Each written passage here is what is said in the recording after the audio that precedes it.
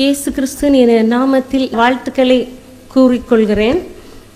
என்னை அன்போடு அழைத்த பெண்கள் சங்க தலைவி அவர்களுக்கும் போதகர் அவர்களுக்கும் மற்றும் பெண்கள் சங்க உறுப்பினருக்கும் எனது மனமார்ந்த நன்றியை தெரிவித்துக் கொள்கிறேன். இப்போது ஒரு சிறு ஜெபத்தோடு நாம் சில வசனங்களை தியானிக்க போகிறோம். எல்லோரும் கண்களை மூடி ஒரு நிமிடம் ஜெபிப்போம். ஆண்டவர் தாமே நம்முடைய இருதயத்தை திறக்கும்படியாய், நம்முடைய கண்களை திறக்கும்படியாய், நாம் தியானிக்க போகிற வசனங்கள் நம் உள்ளத்திலே பாய்கின்றதாய், அதை அனுதினமும் நாம் அப்பியாசி படுத்துக் கொள்கிற குடும்ப ஸ்திரீகளாய் வாலிப பிள்ளைகளாய் மாறும்படியாய் இந்த நேரத்தில் திருக்கரத்தால் தாங்கி என்னை திருசுத்தம் போல் நடத்திடுமே. குயவன் கையில் களிமண்ணாய் இருக்கிற எங்களை அனுதினம் நீர் வனைந்திடுமே. திருக்கரத்தால் தாங்கி என்னை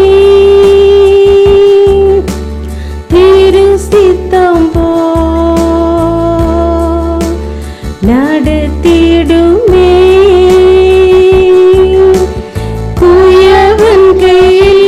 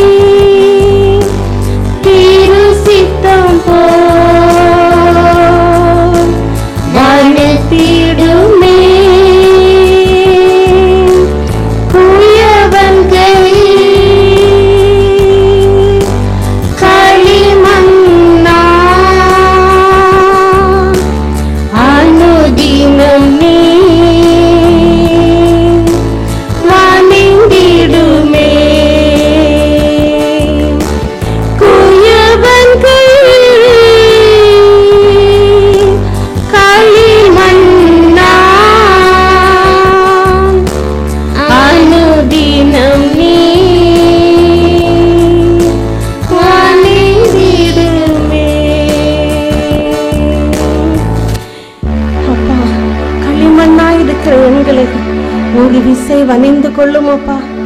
இந்த நல்ல நேரத்துல உம்முடைய வசனங்களை நாங்கள் தியானிக்க போகிறோம் கர்த்தாவே. எங்களோடு கூட இருங்கப்பா. நீரே பலனை கொடுங்க. நீரே என்னோடு பேசும்படியே ஜெபிக்கிறோம். இயேசுவின் மேல ஜெபிக்கிற அன்பு நிறைந்த பரமபிதாவே, ஆமென். இன்று நாம் தியானிக்கும்படியாக லூக்கா எழுதின சுவிசேஷம் 8ஆம் அதிகாரம் 3ஆம் வசனத்தின் பின்பகுதி. தங்கள் ஆஸ்திகளால் அவருக்கு ஊழியம் செய்து கொண்டு வந்த மற்ற அநேகம் ஸ்திரீகளும் அவருடனே இருந்தார்கள். தங்கள் ஆஸ்திகளால் அவருக்கு, இயேசு கிறிஸ்துவுக்கு ஊழியம் செய்து கொண்ட மற்ற அநேகம் ஸ்திரீகளும் அவருடனே கூட இருந்தார்கள். இந்த வசனத்தின்படி நாம் பார்க்கும்போது ஆண்களை விட பெண்கள் தான் முக்கியப்படுத்தப்படுகிறார்கள் என்பது நமக்கு தெளிவாக தெரிகிறது. ஆனால் சில காலங்களுக்கு முன்பு எல்லா இடங்களிலும் பெண்கள் அடிமைகளாகவே கருதப்பட்டனர். இப்பொழுது அந்நிலை முற்றிலும் மாறி நாம் நல்ல நிலையில் வாழ்ந்து கொண்டிருக்கிறோம். படிப்பிலும் சரி, தொண்டிலும் சரி, தொண்டு நிறுவனங்களிலும் சரி, நாம் பெண்களை பார்க்கும்போது பெண்கள் தான் அது முக்கியத்துவம் உடையவர்களாக காணப்படுகிறார்கள், காணப்பட்டு வந்து கொண்டே இருக்கிறார்கள். நாங்கள் நடத்தி வரும் ஆர்க்விஷன் டிவியிலும் அநேக போட்டிகளை நாங்கள் நடத்தி வருகிறோம்.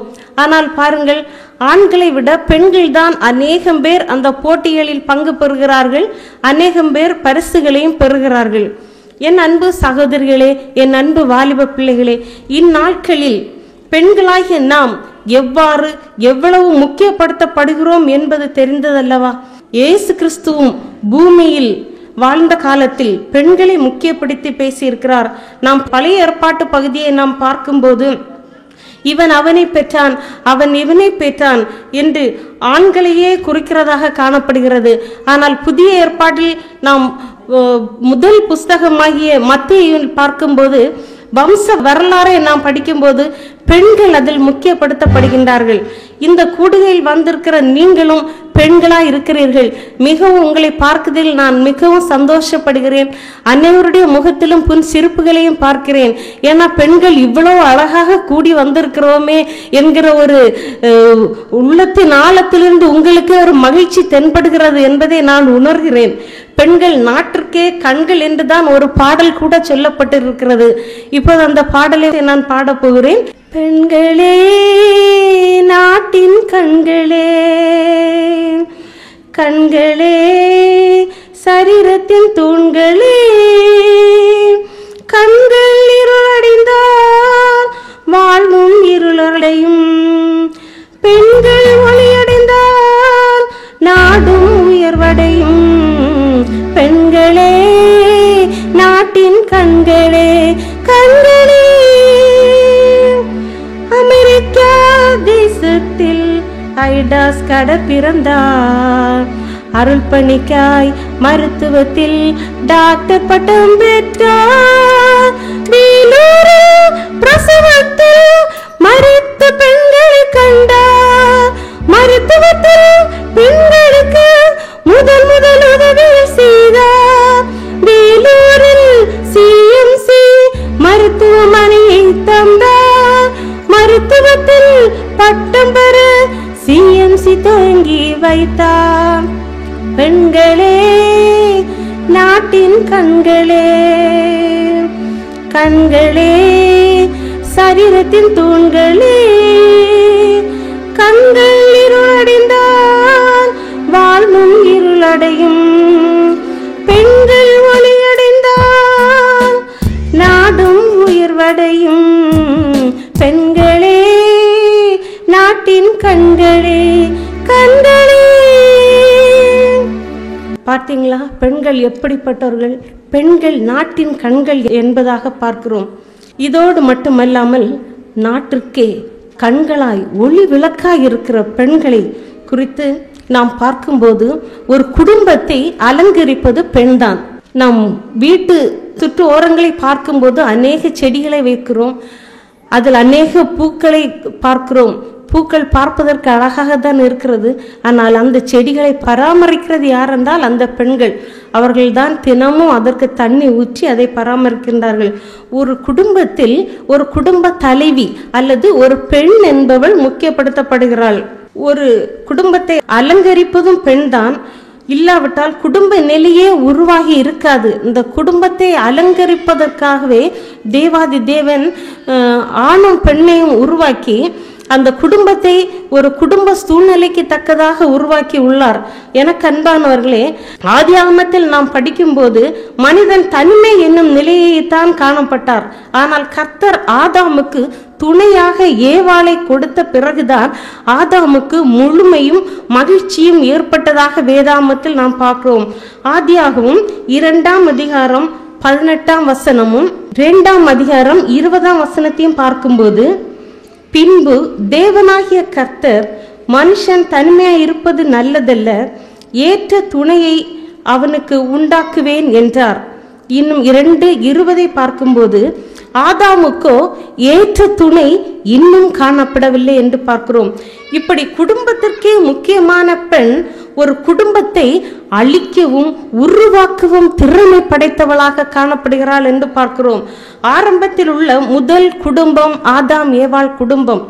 இந்த குடும்பம் அழகாகத்தான் இருந்தது. ஆனால் இந்த ஏவாளோ அவளுக்கு இஷ்டப்பட்ட காரியத்தை சாத்தானின் சொல் கேட்டபடியினால் நல்லதொரு தேவ உறவை விட்டு ஏதேன் தோட்டத்தை விட்டே அவள் வெறுக்கப்பட்டவளாய் வெளியே தள்ளப்படுகிறவளாய். இதிலிருந்து நமக்கு என்ன தெரிகிறது என்றால், நல்லதொரு குடும்பம் சீர்குலைய பெண்கள் காரணமாய் சில வேளைகளில் இருக்கிறோம். ஆனால் ஒரு குடும்பத்தை கட்டி எழுப்ப வேண்டும் என்பதுதான் ஆண்டவரின் விருப்பம். குடும்பம் என்பது என்ன என்று பார்க்கும்போது, குடும்பம் என்பது பேரண்ட்ஸ், பிள்ளைகள் என்பதே குடும்பம் என்று கூறுகிறோம். குடும்பத்தை கட்டி எழுப்புகிறவள் தான் பெண். இதை குறித்து வேதத்தில் பார்க்கும்போது பெண்ணிற்கு குணசாலியான ஸ்திரீ என்ற பெயரை பெற்றுக்கொள்கிறோம். நீதிமொழிகள் 31ஆம் அதிகாரத்தில் மிகவும் அழகாக வாசிக்கிறோம். இதே குணசாலியான ஸ்திரீயின் 5 நன்மைகளை குறித்து நான் இப்போது சற்று பார்க்க போகிறோம். முதலாவதாக பார்க்கும்போது அவள் நம்பிக்கைக்குரியவள். இரண்டாவதாக பார்க்கும்போது சுறுசுறுப்பானவள். மூன்றாவதாக பார்க்கும்போது பெருக பண்ணுகிறவள். நான்காவதாக பார்க்கும்போது இரக்கமுள்ளவள். ஐந்தாவதாக பார்க்கும்போது வீட்டு காரியத்தில் கவனமாயிருத்தல். முதலாவதாக நாம் பார்க்கிறோம் நம்பிக்கைக்குரியவள். மனுபுத்திரரில் உண்மை உள்ளவர்கள் குறைந்திருக்கிறார்கள். அப்போ உண்மை இல்லாத உலகத்தில் வாழ்கிறோம். இப்படிப்பட்ட உண்மையற்ற உலகத்தில் நாம் கணவருக்கும் பிள்ளைகளுக்கும் நம்பிக்கைக்குரியவர்களாக நாம் நடந்து கொள்ள வேண்டும். அதனால்தான் சாலமோன் ராஜா சொல்கிறார், அவள் புருஷனுடைய இருதயம் அவளை நம்பும் அப்படின்னு. நீதிமொழிகள் 3ஆம் அதிகாரம் 11ஆம் வசனம் சொல்கிறது, அவள் புருஷனுடைய இருதயம் அவளை நம்பும், அவள் சம்பத்து குறையாது. அவள் புருஷனுடைய இருதயம் அவளை நம்பும், அவள் சம்பத்து குறையாது. ஹல்லேலூயா, ஹல்லேலூயா. நம்முடைய புருஷனுக்கு நம்மளால சந்தோஷம் இருக்குதா? நினைச்சு பாக்குறீங்களா? நம்ம நினைச்சு அவங்க இருதயத்துல சந்தோஷப்படுறாங்களா? என்னைக்காவது நினைச்சு பார்த்தோமா? பார்க்கலையா? இந்த நாளில நீங்க பாருங்க, சற்று யோசித்து கொண்டே இருங்க. நான் புருஷனுக்கு எப்படிப்பட்டவளா இருந்தேன், என்ன ஒரு குணசாலியான ஸ்திரீ அப்படின்னு சொல்லிட்டு என் புருஷன் என்னைக்காவது சொன்னாங்களா? என்ன நினைச்சு என் புருஷன் சந்தோஷப்பட்டாங்களா என்னைக்காவது அப்படின்னு ஒரு கணம் நீங்க இந்த நேரத்துல சிந்திங்க. பாருங்கள், இந்த நாட்களில் தங்கள் கணவரையும் குடும்பத்தையும் ஏமாற்றும் அநேக பெண்களையும் பார்க்கிறோம். எப்படி கணவனை பிள்ளைகள் எல்லாம் ஏமாற்றுகிற அநேக பெண்கள். சிலர் பண விஷயத்தில் ஏமாற்றுகிறார்கள், இன்னும் சிலர் நடத்தை விஷயத்தில் ஏமாற்றுகிறார்கள், இன்னும் சிலர் பிள்ளைகளோடு சேர்ந்து கணவனை ஏமாற்றுகிறார்கள். ரெபெக்காளின் வாழ்வில் இப்படி ஒரு சம்பவத்தை நாம் பார்க்கிறோம். ஆதியாகமம் 27ஆம் அதிகாரம் இந்த சம்பவத்தை குறிப்பிடுகிறது. ரெபெக்காளின் கணவனாகிய ஈசாக்குக்கு 2 பிள்ளைகள். மூத்த மகன் ஈசாக்கு அப்பா ரொம்ப அன்பா நேசிக்கிறாங்க. இளைய மகனை அம்மா ரொம்ப அதிகமா நேசிக்கிறாங்க. ஒரு நாள் ஈசாக்கு சொல்றாங்க, மூத்த மகனுக்கு நான் என்னுடைய ஆசீர்வாதத்தை கொடுக்க போறேன் அப்படின்னு. அப்போ இந்த அம்மா என்ன செய்யறாங்கன்னா, எப்படியாவது இந்த அம்மாவுக்கு செல்ல மகன் யாரு, இளைய மகன், இவனுக்கு எப்படியாவது இந்த ஆசீர்வாதத்தை பெற்று கொடுக்க வேண்டும் அப்படின்னு சொல்லிட்டு மூத்த மகனுக்கு கிடைக்க வேண்டிய ஆசீர்வாதத்தை இந்த அம்மா என்ன செய்யறாங்க, இளைய மகனுக்கு கொடுக்கறாங்க. எப்படின்னா, புருஷன் ஈசாக்கு கண்ணு தெரியாதவங்க. அப்போ இந்த மூத்த மகன் கிட்ட போதுக்கு முன்னால இளைய மகனை அங்க பக்கத்துல அனுப்பணும். அதனால என்ன செய்யறாங்கன்னா, ஆட்டு மயிரை மூத்த மகனுக்கு என்ன இருக்கணும்னா கையில அநேக முடி காணப்படும். அப்போ இவங்க அப்பா தடவி பார்க்கும்போது எப்படின்னா நிறைய முடி இருக்குது, இதுதான் மூத்த மகன் அப்படின்னு நினைப்பாங்கன்னு சொல்லிட்டு இந்த அம்மா என்ன செய்யறாங்கன்னா, இளைய மகனுக்கு உடம்புல எல்லாம் அந்த ஆட்டு மயிர் தோலை அணிவிக்க வைக்கிறாங்க. வச்சுட்டு அவங்க அப்பா பக்கத்துல கொண்டு விடுறாங்க. கொண்டு விட்டு ஏமாற்றமா பண்றாங்க. பாருங்க, இதுல இருந்து என்ன புரிகிறதுண்டா, இந்த பெண் என்கிறவர்கள் ஏமாற்றும் புத்தியை உடையவளா காணப்படுகிறார். ஒரு குடும்பத்துல சந்தோஷத்தையும் சமாதானத்தையும் கொண்டு வருகிற அதே பெண் என்ன பண்ணுகிறான்னா, ஒரு ஏமாற்றுக்காரியா இருக்கிறார். நாம் இங்கு வந்திருக்கிற நாம் ஒரு ஏமாற்றுக்காரியாக இல்லாமல், பிள்ளைகளை கணவனை ஏமாற்றக்கூடிய ஒரு பெண்ணாக இல்லாமல், நாம் சிறந்த உள்ளத்தோடு திகழ வேண்டும் என்கிறதாக நாம் பார்க்கிறோம். இதுதான் நம்பிக்கை உரியவர்களாக நடக்க வேண்டும் என்று நாம் பார்த்தோம். இரண்டாவதாக பார்க்கும்போது சுறுசுறுப்பானவள். நீதிமொழிகள் 31ஆம் அதிகாரம் 3ஆம் வசனத்தை பார்க்கும்போது, ஆட்டு மயிரையும் சணலையும் தேடி தன் கைகளினால் உற்சாகத்தோடே வேலை செய்கிறாள். பாருங்க, ஆட்டு மயிரையும் சணலையும் தேடி தன் கைகளினால் உற்சாகத்தோடே வேலை செய்கிறாள். உற்சாகத்தோடு குடும்பத்துக்கெல்லாம் வேலை செய்ய வேண்டி இருக்கிறது என்று சொல்லி முறுமுறுப்புடன் கடமைக்காக வேலை செய்யக்கூடாது. வேலை செய்யவில்லை. இந்த ஸ்திரீ என்ன பண்ணுகிறான்னா உற்சாகத்தோட செய்யறா. பிந்தி தூங்கி முந்தி எழும்புறா. இன்னைக்கு அநேக வீடுகளை நம்ம பார்க்கிறோம், முந்தி தூங்குறோம் பிந்தி எழும்புறோம். என்னன்னு சொன்னா எனக்கு ரொம்ப உடம்பு வலிக்குங்க, ஏன்னா காலையில இருந்தே நிறைய வேலையெல்லாம் செய்துட்டேன், அந்த ஆபீஸ்க்கு போனேன், ஸ்கூலுக்கு போனேன், எனக்கு ரொம்ப கஷ்டமா இருக்குது அப்படின்னு சொல்லிட்டு முந்தி தூங்குறோம் பிந்தி எழும்புகிறோம். அநேக வீடுகள்ல பாத்தீங்கன்னா கணவன்மார் தான் மனைவிக்கு முத டீயே கொண்டு கொடுக்கறாங்க. அப்படிப்பட்ட காலத்திற்குள்ளாக இன்றைக்கு வந்திருக்கிறோம். ஆனா இங்க இருக்கிற நம்முடைய அருமை பெண்கள் அப்படி இராதபடிக்கு சுறுசுறுப்பானவர்களாய் காலையில் எழுந்து கணவனுக்கு செய்ய வேண்டிய வேலைகளை செய்து பிள்ளைகளை கவனிக்க வேண்டிய முறையில் செய்தோம்னா நாம் சுறுசுறுப்பான அந்த பட்டியலில் நாம் காணப்படுவோம். நீதிமொழிகள் 31ஆம் அதிகாரம் 19ஆம் வசனத்தை பார்க்கும்போது, தன் கைகளை ராட்டினத்தில் வைக்கிறாள், அவள் விரல்கள் கதிரை பிடிக்கும். இன்னும் அவ என்ன செய்யறான்னா எக்ஸ்ட்ரா வேலை செய்யறா. அப்படின்னா இந்திய பெண்களை பாருங்க, டிவி சேனலுக்கு முன்னாலதான் இருக்காங்க, டிவி பெட்டிக்கு முன்னாலதான் இருக்காங்க. ஏன்னா சீரியல் அப்படின்னு இருக்காங்க. வீட்டு காரியங்கள் எல்லாம் பார்த்தீங்கன்னா அப்படி அப்படியே உதறி விட்டுருவாங்க. பிறகு பார்க்கலாம். ஏன்னா அவங்களுக்கு இங்கதான் கிளைமேக்ஸ் சீன் நடந்து கொண்டே இருக்கும். இதை பார்த்தாதான் எனக்கு நிம்மதி அப்படிங்கிற அளவுல டிவிக்கு முன்னால இருப்பாங்க. என்ன செய்வாங்கன்னா சமைத்து வச்சு விட்டு ஒரு நாள் சமைப்பாங்க. இந்த சமைத்த பொருள் அப்படியே ஃப்ரிட்ஜில் வச்சிருவாங்க. வச்சுட்டு டெய்லி அதை கொஞ்சம் கொஞ்சமா சூடாக்கி எடுத்து தன்னுடைய புருஷனுக்கும் தன்னுடைய பிள்ளைகளுக்கும் கொடுக்கிற ஸ்திரீகளாய் காணப்படுகிறார்கள். பாருங்க, ஒரு சிரிப்பு கதையை சொல்றேன். ஒரு நாள் ஒரு குடும்ப தலைவர் ஆபீஸ் போய்விட்டு வந்து விட்டார். மனைவியிடம் வந்ததும் சொல்றார், அம்மா எனக்கு வயிறு பசிக்கின்றது, ஏதாவது லஞ்ச் நீ ரெடி பண்ணி இருக்கிறியா அப்படின்னு. அப்போ இந்த மனைவி என்ன சொல்றாங்கன்னா, இல்லைங்க நான் ரெடி பண்ண மறந்து விட்டேன், ஏன்னா டிவி சீரியல்ல இருந்துட்டாங்க, மறந்துட்டாங்க. அப்போ இன்னும் கொஞ்ச நேரத்துல நான் பண்ணிடுவேன் அப்படின்னு சொல்றாங்க. அப்ப கணவர் என்ன சொல்றாங்கன்னா, இல்லம்மா சாரி நான் ஹோட்டலுக்கு போயிடுறேன் அப்படின்னு. இல்லைங்க கொஞ்ச நேரம் ஒரு 10 நிமிஷம் வெயிட் பண்ணுங்க. எதுக்கு? இல்ல நான் சாரி கட்டிட்டே இருக்கிறேன், நானும் ஹோட்டலுக்கு வர்றேன். ஏன்னா இவங்க இன்னும் செய்ய முடியாது, இவங்களால சமையல் பண்ணவே முடியாது, 10 நிமிஷத்துலயும் பண்ண முடியாது. எப்படினாலும் அன்னைக்கு உள்ள சீரியல் இவங்க என்ன பண்ணுது, குடும்பத்தோட ஹோட்டலுக்கு போக வைக்குது பாருங்க. ஆனால் இங்கு இருக்கிற நாம் அப்படிப்பட்ட பெண்களா இராமல் நல்ல ஒரு குணசாலியான ஸ்திரியாய் இருக்கும்படியாய் நான் வேண்டிக் கொள்கிறேன். இன்னும் பாருங்க, அவ நல்ல ஒரு ஸ்திரீ என்ன செய்யறாளாம், இருட்டோட எழும்புறாளாம். இருட்டோடனா விடிய காலம் நம்ம வெளியெல்லாம் வந்தோம்னா நமக்கு இருட்டா இருக்கும். ஆனா இந்த ஸ்திரீ நல்ல ஸ்திரீ என்ன பண்ணுகிறாளாம், இருட்டோடு எழும்புறாளாம், உற்சாகமா வேலை செய்யறாளாம். ஏன்னா காலையில அலுவலகத்துக்கு போகணும், பிள்ளைங்களுக்கு ஸ்கூலுக்கு அனுப்பணும், அதனால சமையல் காரியங்கள்ல ஈடுபடணும்னு சொல்லிட்டு உற்சாகமா இருக்கிறாளாம். இன்னும் கதிரை பிடிக்கிறவளா இருக்கலாம், எக்ஸ்ட்ரா வேலை செய்யறவளா இருக்கிறாளாம். எக்ஸ்ட்ரா வேலைன்னா என்னது, தோற்கால் வேலை, தையல் கலை சிலவங்க செய்வாங்க. அப்படிப்பட்ட ஒரு அழகிய ஸ்திரியா இருக்கிறாளாம். இன்னும் அவ என்ன செய்யறாளாம், சோம்பலின் அப்பத்தை புசியாதவளா இருக்கிறாளாம். நாமளும் இந்த நாள் வர ஒருவேளை சோம்பலின் அப்பத்தை புசிக்கிறவங்களாகவும் சுறுசுறுப்பா இல்லாதவங்களா இருந்தீங்கன்னா இந்த நாள்ல இருந்து ஒரு வித்தியாசத்தை நம்ம வாழ்க்கையில நாம் கண்டு கொள்ள வேண்டும். இன்னும் பாருங்க, எறும்பின் சுறுசுறுப்பை பாருங்க, இவ்வளவு சுறுசுறுப்பா போகுது பாருங்க. நீங்க ஒரு இடத்துல வைக்கிற அந்த பலகாரத்துல கொஞ்ச நேரம் தாண்டி போய் பாருங்க, நிறைய எறும்பு வந்துடுது, அப்படித்தானே? இன்னும் இந்த பலகாரத்தை நல்லா தட்டி வெயில எல்லாம் காய வச்சுட்டு நீங்க என்ன பண்றீங்க, இன்னொரு இடத்துல கொண்டு வைக்கிறீங்க, அதுலயும் அதே எறும்பு வருது பாருங்க. அந்த எறும்புக்கு சுறுசுறுப்பு எவ்வளவு வேகமா இருக்கு அப்படின்னு. அதே போல பைபிள்ல என்ன வசனம் சொல்லுது பாருங்க, சோம்பேறியே நீ எறும்பு நடத்தில் சென்று பார், சுறுசுறுப்பை கற்றுக்கொள் அப்படின்னு. அப்ப நம்ம எறும்பு பார்த்துட்டே இருங்க, நான் சுறுசுறுப்பு இல்லாதவ அப்படின்னு நீங்க நினைக்கிறீங்களா? நான் எனக்கு பலவீனமா இருக்கிறேன், நான் சோம்பேறியா இருக்கிறேன் அப்படின்னு நீங்க நினைக்கிறீங்க அப்படின்னா இன்னைக்கு ராத்திரி உங்களுக்கு இந்த எறும்பை பார்க்க முடியாது. நாளைக்கு காலையில நீங்க போய் பாருங்க இந்த எறும்பு எவ்வளவு சுறுசுறுப்பா இருக்கு அப்படின்னு.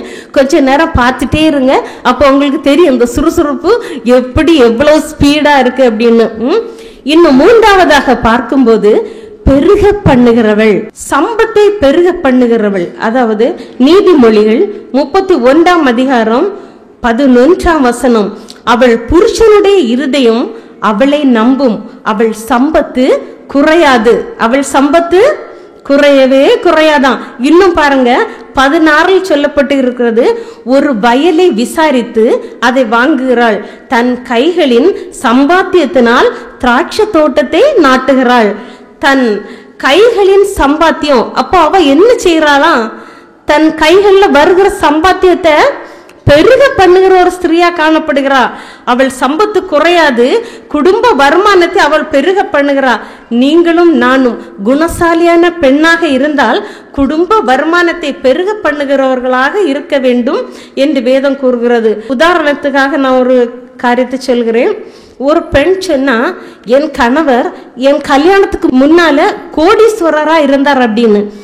இதை கேட்டு ஒரு ஃப்ரெண்டு பக்கத்துல, அவ இதை கேட்டு கொண்டிருந்த ஒரு ஃப்ரெண்டு என்ன சொன்னான்னா, அப்ப இப்போ உன் கணவர் எப்படி இருக்கிறார் அப்படின்னு. அதுவா லட்சாதிபதி ஆகிவிட்டார் அப்படின்னு ரொம்ப கூலா சொன்னாலாம். இதுல இருந்து என்ன தெரிகிறது? கல்யாணத்துக்கு முன்பு கோடீஸ்வரராக இருந்தார். இவர் கல்யாணம் முடிஞ்சதுல இருந்து இவர் என்ன ஆயிட்டாரு? கோடீஸ்வரர் பட்டியலில் இருந்து என்ன ஆயிட்டாரு? லட்சாதிபதி பட்டியலுக்கு வந்திருக்கிறார். இன்னைக்கு அநேக குடும்பங்கள்ல உள்ள பெண்கள் இப்படி இருக்கிறாங்க பாருங்க.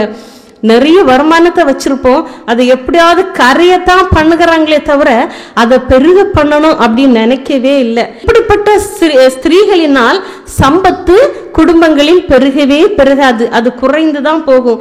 நம்முடைய வாழ்வில் நம்முடைய செலவினங்கள்னாலோ அல்லது அடுத்தவர்களுக்கு நாம் கடனாக கொடுக்கறதுனாலோ நாம் என்ன செய்யறோம்? பணங்களை வீணாக செலவழிக்கிறோம். கடன் கொடுக்கும் போது சந்தோஷமாக தான் இருக்கும். அவங்க எவ்வளவு கஷ்டப்படுகிறாங்களே, இவ்வளவு அன்பாக கேட்கிறாங்களேன்னு நாம் கொடுப்போம். ஆனால் அந்த கடனை நாம் திரும்ப பெறும்போது அல்லது கேட்கும் போது நமக்கு மனச்சங்கடங்கள் தான் வருகிறது. ஆனால் நம்மிடத்தில் இருக்கிற பணமோ குறைந்து போகிறது. அந்த பணம் நமக்கு கிடைப்பதில்லை. குடும்ப வருமானத்தை குறைய செய்யக்கூடாது என்று நாம் வேதத்தில் பார்க்கிறோம். வருமானத்தை பெருக பண்ணும் முயற்சியில் தான் நாம் செயல்பட வேண்டும். ஒரு எக்ஸாம்பிள் சொல்கிறேன். வேதத்திலிருந்து ஒரு எஜமான் ஒரு வேலைக்காரரிடம் 1 தாலந்து கொடுத்தார், இன்னொரு வேலைக்காரரிடம் 2 தாலந்து கொடுத்தார், இன்னொரு வேலைக்காரரிடம் 5 தாலந்து கொடுத்தார். இந்த 1 தாலந்து கொடுத்தவர் என்ன செய்தாருன்னா, அந்த தாலந்தை எதுவுமே பண்ணல, அப்படியே புதைச்சி வச்சிட்டாரு. 2 தாலந்தை வாங்கினவன் அதை கொண்டு இன்னும் 2 மடங்காக்கிட்டான். 5 தாலந்தை கொடுத்தவன் என்ன பண்ணானா 10 தாலந்தாக்கிட்டான். எஜமான் திரும்பி வந்தபோது பணத்தை பெருக்கினவருக்கோ பெரிய பொறுப்புகளையும் ஆசீர்வாதத்தையும் கொடுத்தார். தாளந்தை புதைத்து வைத்தவனையோ புறம்பான இருளிலே போட்டார் என்று இயேசு கிறிஸ்து மத்தேயு 25ஆம் அதிகாரத்தில் இதை ஒரு உவமையாக சொல்கிறார். இன்றைக்கு உங்கள் கணவர் எழும்பி உன்னாலே என் வருமானம் பெருகிற்று என்று சொல்வாரா, அல்லது உன்னாலே என் வருமானம் குறைந்து விட்டது என்று சொல்வாரா? வருமானத்தை பெருக்குகிறவர்களாக நாம் மாற வேண்டும். அது ஸ்திரீகளாகிய நம்முடைய கரத்தில் தான் இருக்கிறது. இன்னும் பார்க்க போகும்போது இரக்கமுள்ளவள், குணசாலியான ஸ்திரீயின் இரக்கம் நீதிமொழிகள் 31ஆம் அதிகாரம் 20 வாசிக்கும் போது, சிறுமையானவர்களுக்கு தன் கையை திறந்து ஏழைகளுக்கு தன் கரங்களை நீட்டுகிறாள். பாருங்க, சிறுமையானவர்களுக்கு தன் கையை திறந்து ஏழைகளுக்கு தன் கரங்களை நீட்டுகிறாள். ஏழைகள் மீதும் சிறுமையானவர்கள் மீதும் அவள் இரக்கத்தோடு செயல்படுகிறாள். இதே நீதிமொழிகளில் இன்னொரு காரியத்தையும் நாம் வாசிக்கிறோம். ஏழைக்கு இறங்குகிறவன் கர்த்தருக்கு கடன் கொடுக்கிறான் என்று நீதிமொழிகள் 19ஆம் அதிகாரம் 17ஆம் வசனத்தில் நாம் வாசிக்கிறோம். ஏழைக்கு இறங்குகிறவன் கர்த்தருக்கு கடன் கொடுக்கிறான், அவன் கொடுத்ததை அவர் திரும்ப கொடுப்பார். ஏழைக்கு இறங்கினா என்ன செய்வாராம்? அவன் கொடுத்ததை திரும்ப கொடுப்பாராம். இன்னும் நீதிமொழிகள் 21 அதிகாரம் 13 பார்க்கும்போது, ஏழையின் கூக்குரலுக்கு தன் செவியை அடைத்து கொள்கிறவன் தானும் சத்தமிட்டு கூப்பிடும் போது கேட்க மாட்டான். ஒரு ஏழை வந்தாச்சுன்னா அவன் ஏதாவது ஒரு பொருள் கேட்கறான்னா நம்ம கொடுக்கல அப்படின்னா நம்ம கூப்பிடுற நேரத்திலையும் கேட்கவே மாட்டோம் அப்படின்னு சொல்லிட்டு வேதம் சொல்கிறது. நிறைய பேர் ப்ரேயர் பண்றாங்க, ஆனா ஏழைகளுக்கு கொடுக்கவே மாட்டாங்க. ஆனா அவங்க ப்ரேயர் ஆண்டவருடைய சமூகத்துல போகும்னு நினைக்கிறீங்களா? போகவே போகாது. இன்னும் மத்தேயு 5 அதிகாரம் 7 பார்க்கும்போது, இரக்கமுள்ளவர்கள் பாக்கியவான்கள், அவர்கள் தேவனை தரிசிப்பார்கள் என்று வாசிக்கிறோம். இரக்கமுள்ளவர்கள் பாக்கியவான்கள், அவர்கள் தேவனை தரிசிப்பார்கள். இங்கிலாந்தில் நடந்த ஒரு உண்மை சம்பவத்தை சொல்கிறேன். இங்கிலாந்து தேசத்துல அநேக பிள்ளைகள் படித்து கொண்டிருந்தார்கள். அதுல ஒரு மாணவன் ஹோவர்ட் ஹெல்லி என்பவன். இந்த ஹோவர்ட் ஹெல்லி ஒரு மெடிக்கல் காலேஜ்ல படித்து கொண்டிருந்தான். ஆனால் அவன் என்ன பண்ணுவான் என்றால், சாயங்கால வேளையில் இந்த புக் விற்பதும், நிறைய புக்ஸ் எல்லாம் தெருவா விற்பது, இல்லைன்னா பால்களை வீடு வீடா கொண்டு போடுவது, அல்லது பேப்பர்ஸை விற்பது, அப்படி ஒவ்வொருத்தருக்கும் ஒவ்வொரு வேலையா வச்சிருப்பாங்க. அதில் உள்ள வருமானத்தை வைத்து அந்த நாட்கள்ல இங்கிலாந்துல படித்து கொண்டு இருந்தார்கள். அதுல ஒரு மாணவன் தான் ஹோவர்ட் ஹெல்லி என்பவன். இந்த மாணவன் என்னன்னா, ஒரு நாள் இதே மாதிரி புக்ஸ் வித்து கொண்டே இருக்கிற நேரத்துல இவனுக்கு பயங்கர டயர்ட் ஆயிட்டு.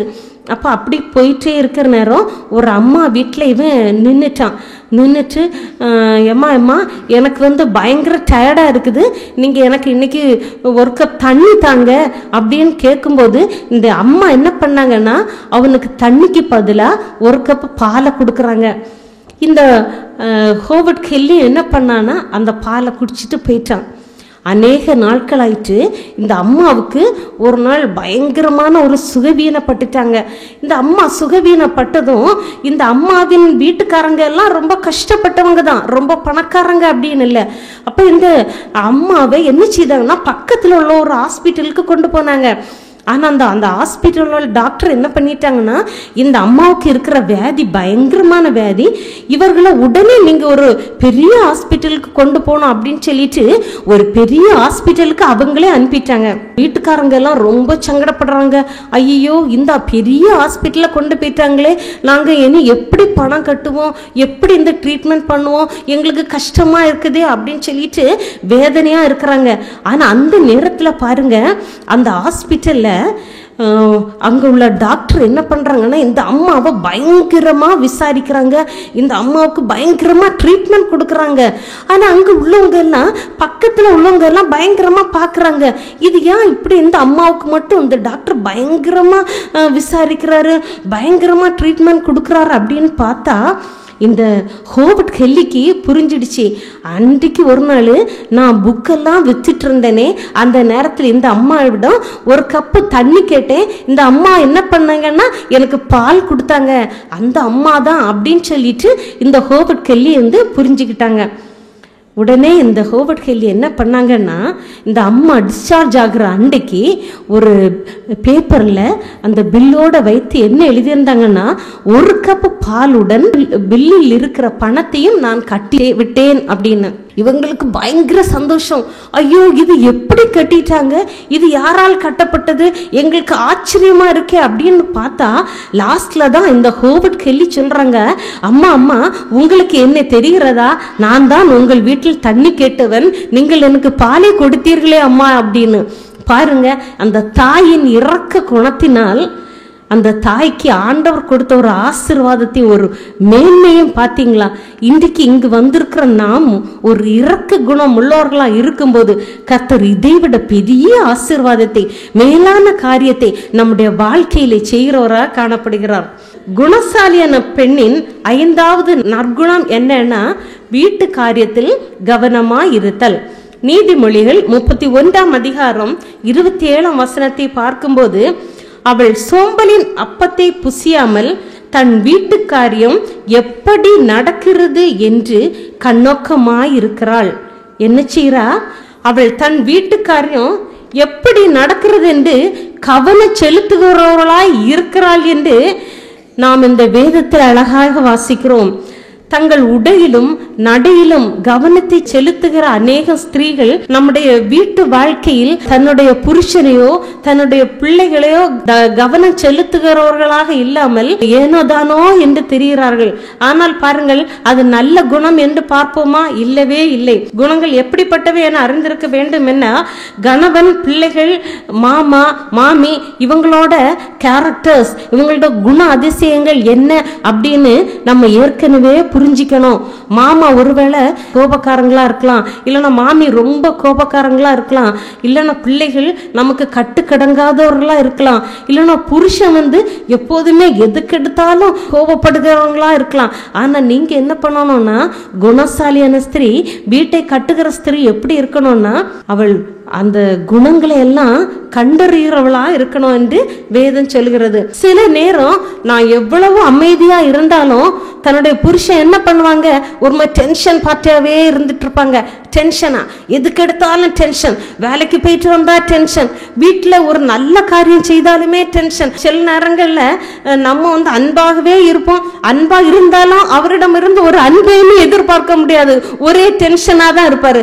ஆனாலும் நம்ம பெண்களாகிய நம்ம என்ன செய்யணும்னா, அந்த டென்ஷனுக்கு மேல டென்ஷன் ஆக்காம புருஷனிடம் அன்பை எவ்வளவு தூரம் நம்ம செலுத்த முடியுமோ அவ்வளவு தூரம் நம்ம செலுத்தும் போது தானாகவே ஒரு நாள் ஹை பிரஷர்ல, ஹை டென்ஷன்ல இருக்கிற புருஷனுடைய டென்ஷன் எல்லாம் ஒரு நாள் தரை மட்டும் ஆகிரும். உண்மையிலேயே மனைவி அன்புள்ளவள் தான், நான் இவ்வளவு நாளும் என் மனைவிக்கு நான் அன்பு செலுத்தவே இல்லை அப்படின்னு சொல்லிட்டு உண்மையான அன்பு செலுத்துகிற ஒரு கணவனா மாறுறது யாருக்கு கையில இருக்கு?